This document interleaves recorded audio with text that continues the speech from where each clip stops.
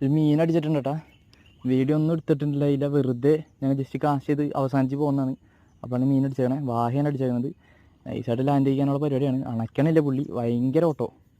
ആ ആയിട്ടാ പോവല്ലേ പോവല്ലേ. പൊക്കിന്ന് നമ്മൾ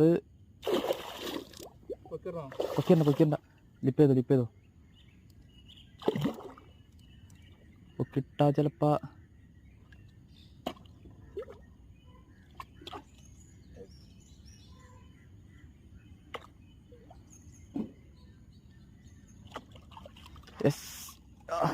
ഒരു അത്യാവശ്യം നല്ല സൈസ് വാഹേണ്ട അടിച്ച് ചെയ്യണത്.